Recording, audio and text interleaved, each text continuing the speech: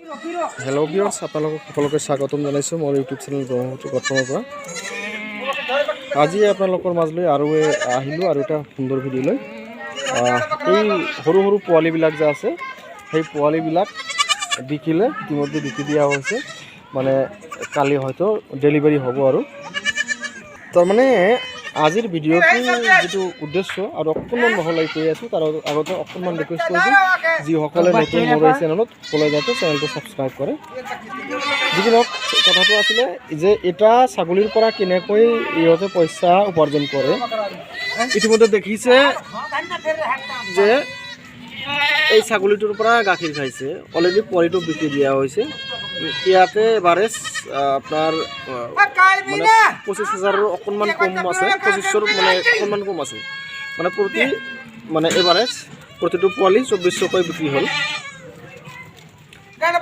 ঘটনা হ'ল পোৱালিটো কিয় বিক্ৰী কৰিব আৰু বিক্ৰী কৰি পেলাই কি লাভ হ'ব, মানে পোৱালিটো যেতিয়া বিক্ৰী কৰি দিব তেতিয়া এভাৰেজ মানে ছাগলী প্ৰতি এই গাই ছাগলী প্ৰতি এভাৰেজ কমচে কম 1 লিটাৰকৈ গাখীৰ পাব আৰু 1 লিটাৰকৈ গাখীৰ তেওঁলোকে বিক্ৰী কৰিব।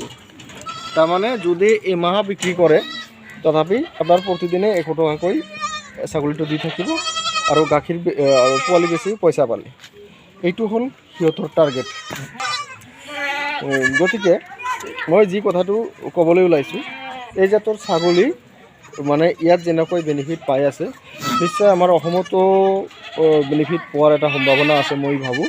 কিন্তু এই জাতৰ ছাগলী দুই এজনে লৈ যি দেখিছোঁ, সিহঁতৰ পৰা যি ফিডবেক পাইছোঁ, সেইমতে এই ছাগলীটো লাভজনক। আৰু অসমত সাধাৰণতে বিকেল ছাগলীয়ে বেছি গৈছে, বাৰবাৰী গৈছে আৰু চিৰি হৈ গৈছে, বাকী ছাগলী খুব কম গৈছে।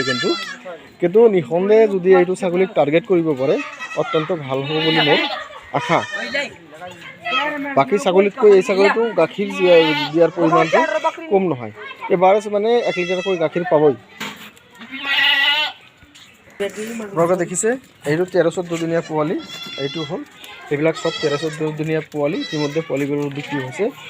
আমি যি কথা পাতিলোঁ এভাৰেজ 2400 টকাকৈ বিকিছে। বিকাৰ পাছত এতিয়া প্ৰতিদিনে কমচে কম এটা ছাগলীৰ পৰা আপোনাৰ 100 টকাকৈ গাখীৰ পাই থাকিব। মানে এনেধৰণৰ লাভৰ আশংকা ইয়াতে কৰে বা বাস্তৱত এনেকৈ মানে সিহঁতে ছাগলীৰ পৰা উপাৰ্জন কৰি থাকে।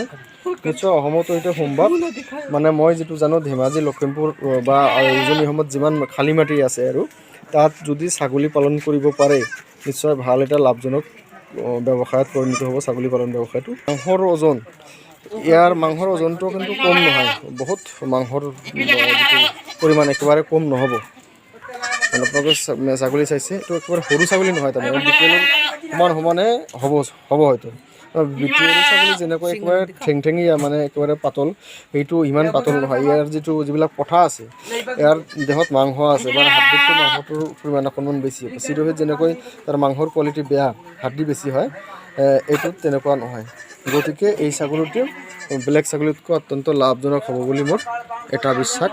গতিকে যিসকলে বাহিৰত ছাগলী পালন কৰিব খুজিছে অত্যন্ত এইটো ছাগলীক প্ৰাধান্য দিব পাৰে বুলি মই এটা উপদেশ দিব বিচাৰিছোঁ। গতিকে আজিলৈ ইমানেই ৰাখিলোঁ। যিসকলে মোৰ চেনেলটো এতিয়াও ছাবস্ক্ৰাইব কৰা নাই, পুনৰবাৰ মই অনুৰোধ কৰি আজিৰ ভিডিঅ'টো এইখিনি শেষ কৰিলোঁ।